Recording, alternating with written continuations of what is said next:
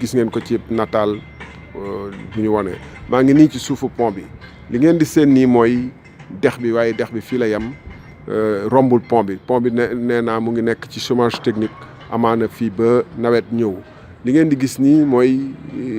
li ñu wax ci tubaab aval du fleuve maanaam fu géej gi dex bi di jàllee jógee fi muy jógee fii la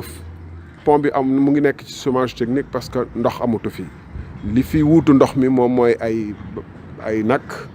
ay xar ay mbaam ñoo xam ne fi nga xam ne ay jën lañ fi waroon séentu ak ndox ak gàncax goo xam ne dafa meññ kii Sénégal nag dafa ni dëkk boo xam ne ndox dafa manqué mbéy mi dafa xaw a sooxe parce que li ñu mën a ñu nawet rek la ñuy dundee te yàlla dénkoon ñu ay lu mel ni ay dex ñu koy sàgganee di ci def ay mbalit di ci def leneen ñàkk ko dragué di ci tuur lu ne gis ngeen mbalit bi fële ci wetu nii la mel nag tout le long de la ville maanaam dëkk bi Kolda fi mu commencé ba fi muy yem foo romb ay mbalit la yuy nekk ci dex bi bu fekkonte ni li ci war ci ramassage ordure bi ak draguer fleuve bi def nañ ko ak matuwaay yëpp def nañ ko aménager maanaam defar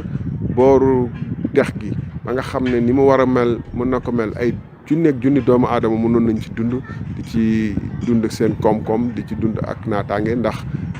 tourisme bi dina ñëw nit ñi war nañ fi mën a def ay restaurant ak xeetu yeneen comme niñ koy def partout te gàncax geeg nature bi fii dafa am daar goo xam ne buñ ko jàppale woon tuuti rek amaana mu bokk ci fi nga xam ne mooy gën a neex a dund ci àddina bi xam ngeen Israël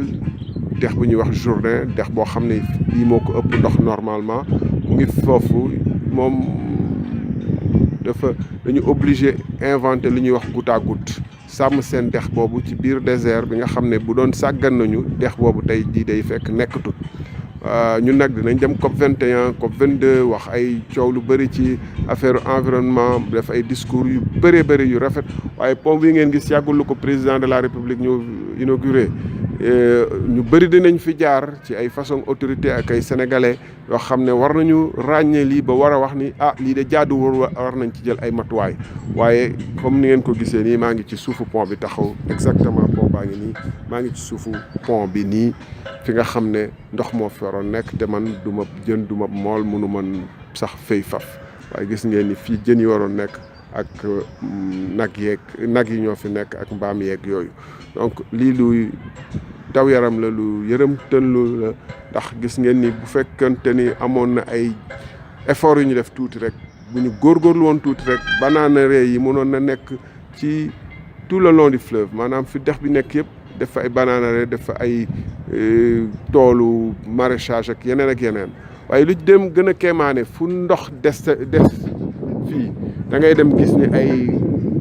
jigéen wala ay góor gas ay xuur ci wetu dex bi ndax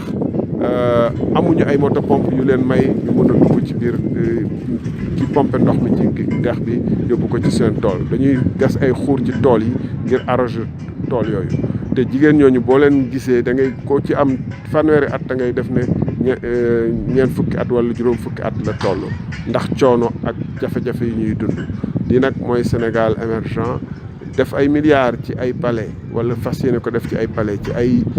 pôle ministériel ci ay vraiment building administratif baax na lool naam waaye fexe li nga xam ne bu amatul rek dund dootul mën a te mooy ndox te fex ba nga xam ne lu ñu yàlla dénk mooy dex yeeg yooyu ñu daal di koy sàmm fexe ba nga xam ne bande filao yi nga xam ne bu amatul ñaay amatul sens te ñu ngi koy dagg ay bulldozer a ngi leen di daaneel pour def fa ay béton ak ay kër loolu fexe ko moom moo ëpp solo ñàkk gis-gis googu nag parce que ne wër naa tuuru Sénégal xam naa nu Sénégal ne mel loolu yomb na loolu waaye jëfe ko ba jël ci ay matuwaay yi nga xam ne dinañ xam ne xam nga li Sénégal jànkonteel ak am nga ci ay solution loolu moo ëpp solo te jàpp naa ni président nee na wër na Sénégal waaye gis naa ni moom gisul réalité Sénégal bi ba tax na solution yi muy proposé méngoowul ak li Sénégalais yi soxla dëgg-dëgg ak li Sénégal soxla dëgg-dëgg man la Thierno Alassane Sall ci suufu pont wu Kolda bi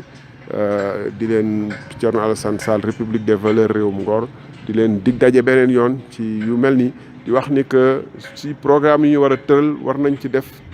surtout ni ñu kéem kàttan fexe ba nga xam ne gàncax geeg nature beeg dex yeeg yooyu fexe ba sàmm leen ba ñu dundaat ba nit ñi di leen jëfandikoo na ma waree ndax koom gi gën a taxaw